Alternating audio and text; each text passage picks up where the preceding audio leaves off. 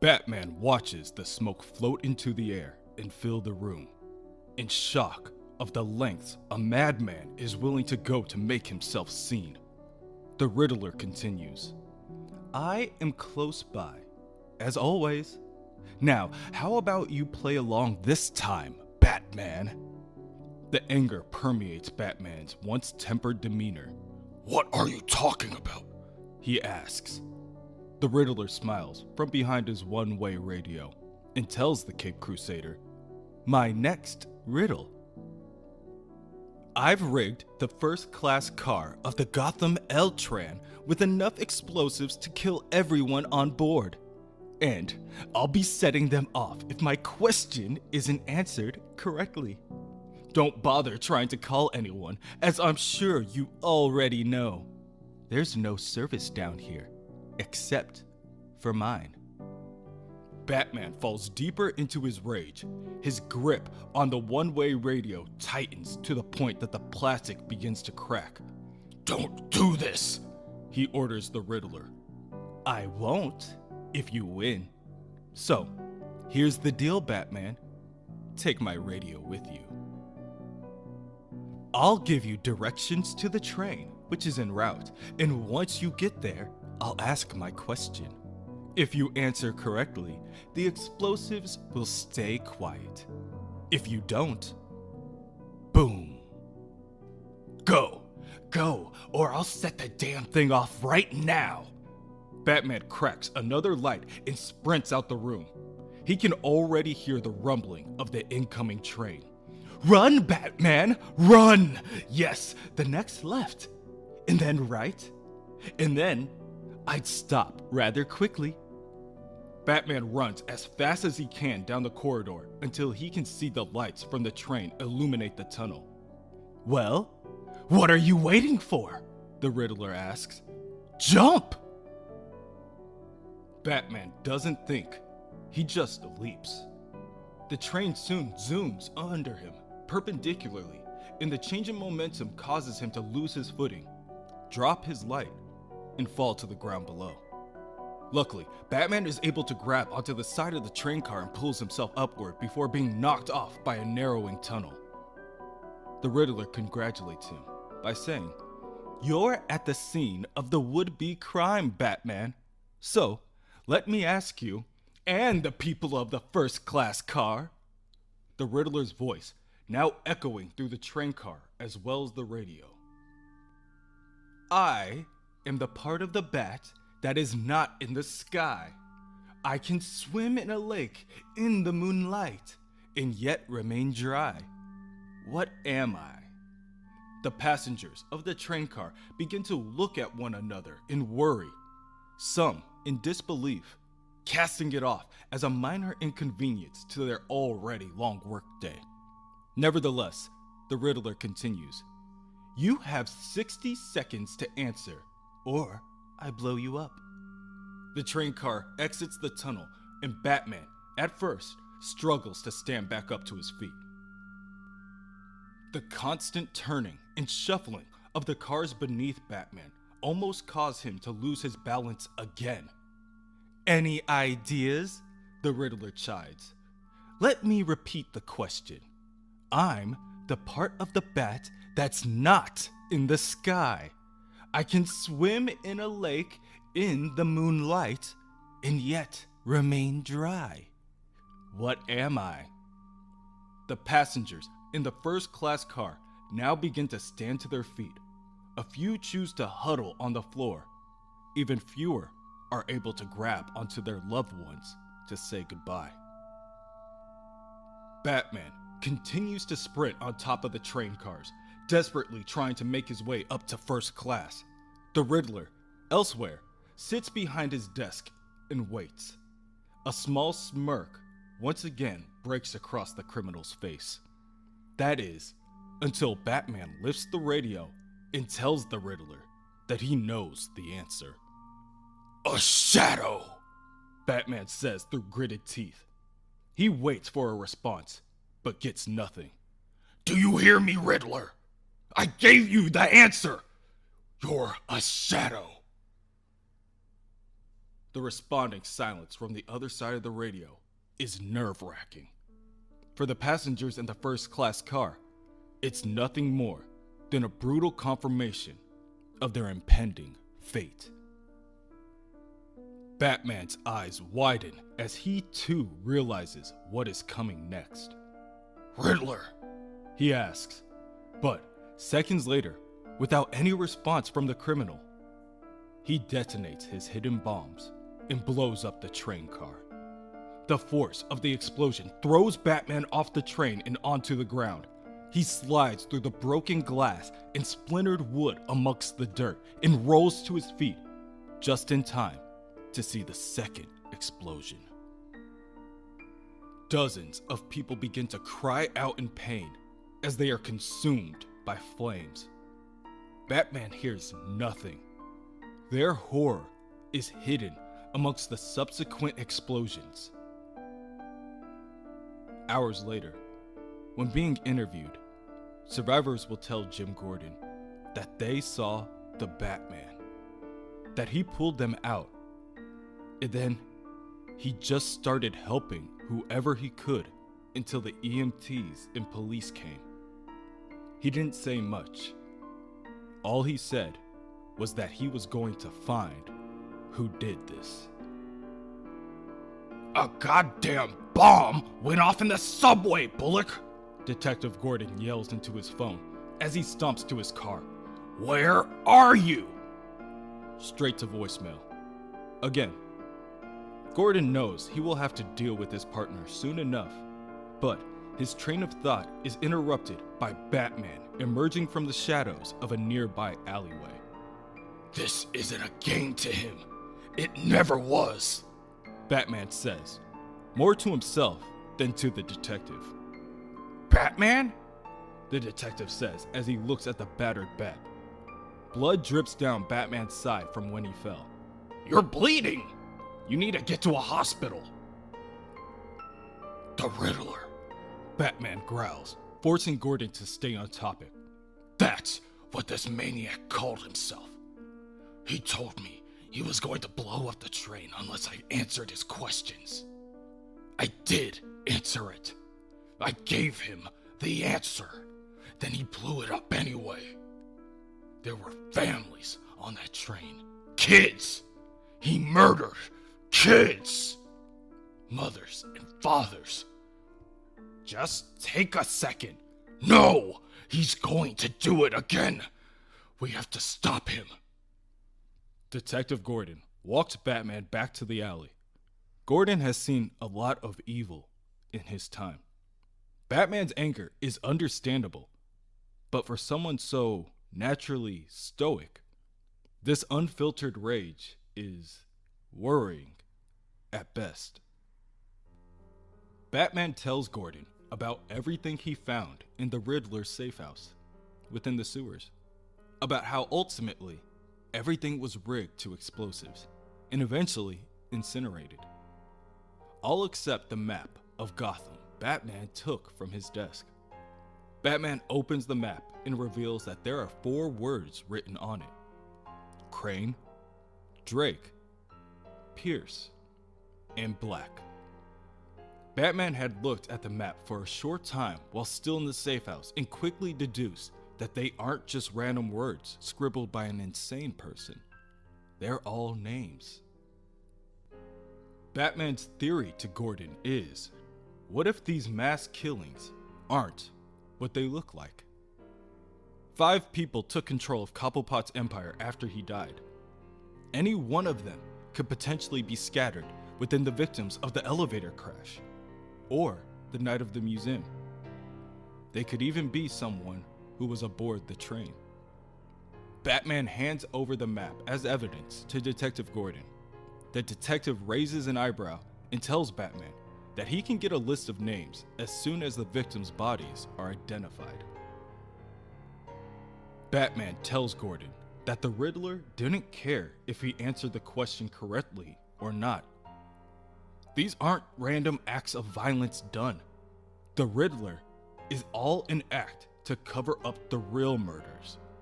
He's killing many to hide one.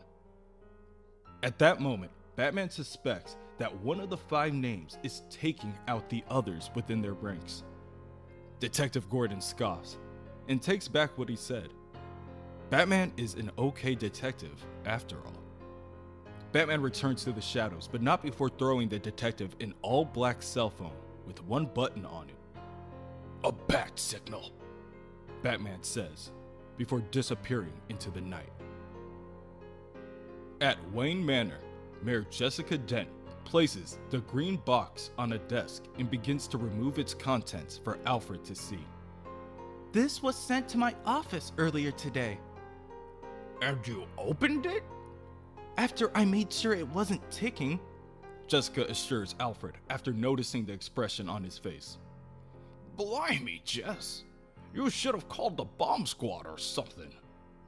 Jessica takes a folded piece of paper out of the box and hands it over.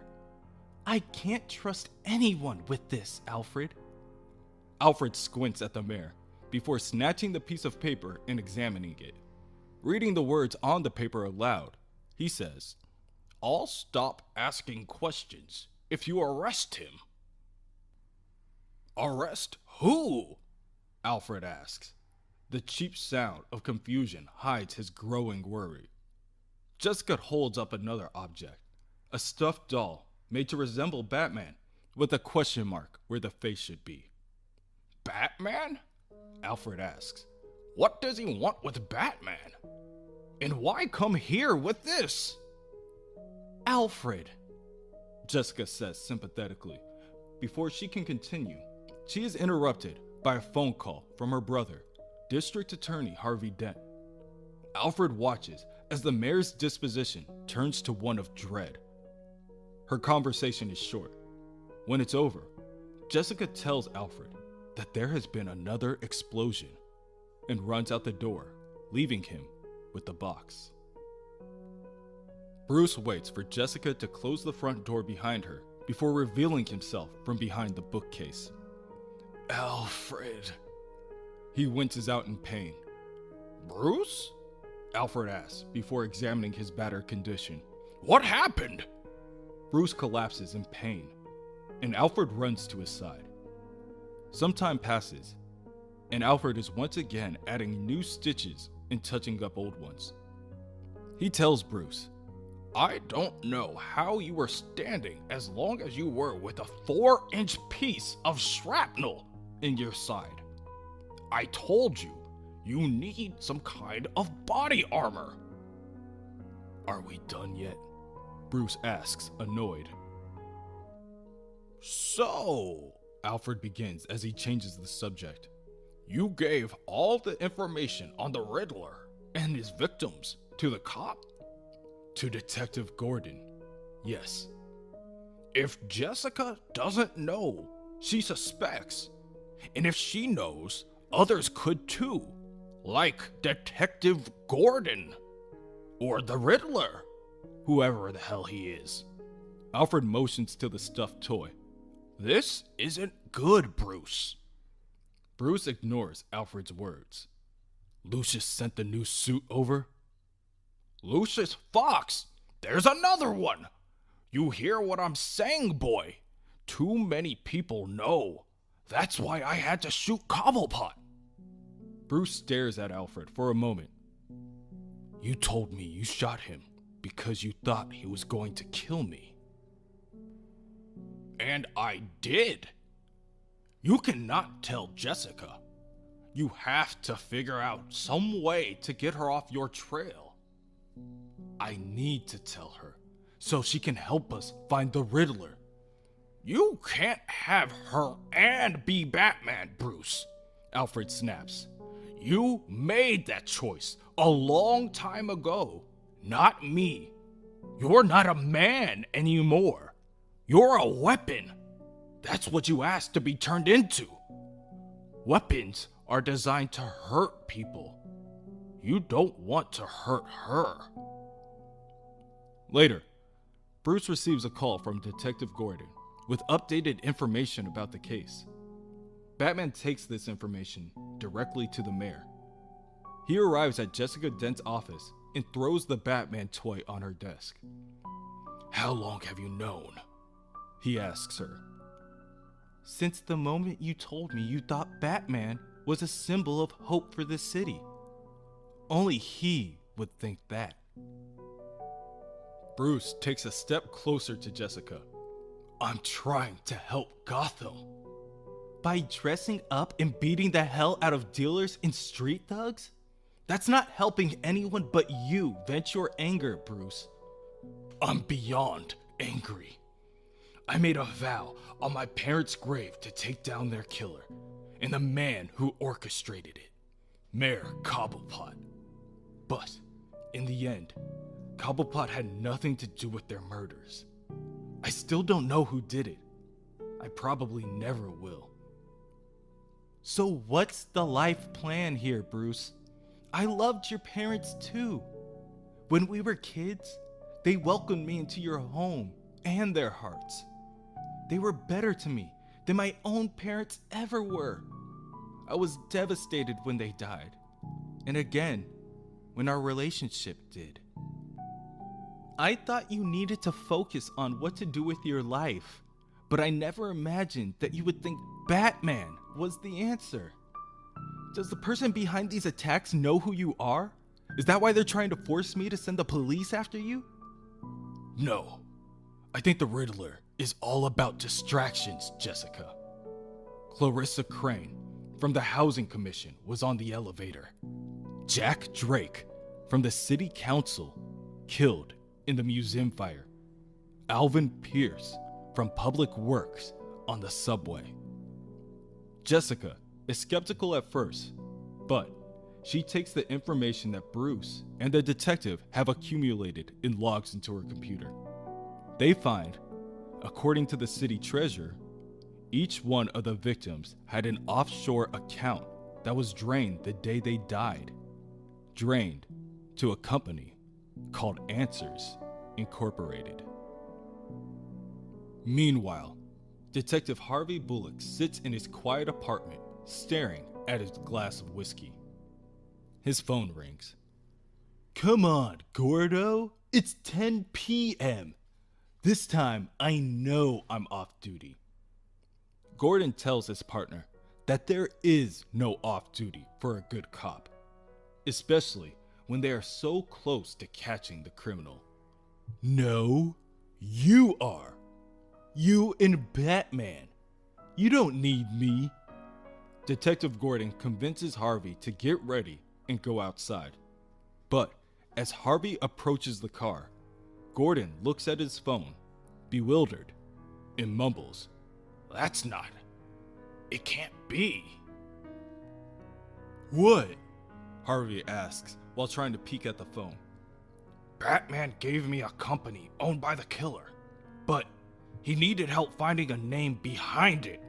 So I asked my daughter to see what she could dig up, given her aptitude for computers. And by God, she found it.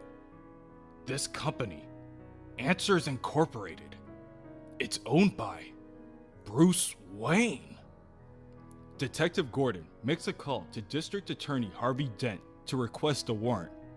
When he finds out who the warrant is for, Dent is all too happy to oblige. Within the mayor's office, Bruce and Jessica continue their conversation. "I'm sorry I didn't tell you, Jessica. I don't want you getting hurt anymore because of me." Then don't shut me out, Jessica says quickly as she takes her turn stepping forward. We shared the love. We share the pain. Two sides of the same thing, Bruce. The two kiss in the silence of the mayor's office, unaware of what is to come. Meanwhile, at Wayne Manor, a fleet of squad cars paint the windows red. Alfred answers the door to find Jim Gordon, Detective Bullock, and a number of police officers standing ready to greet him. Detective Gordon lifts a single sheet of paper and states, "We have a warrant to search the premises." And then he walks right in.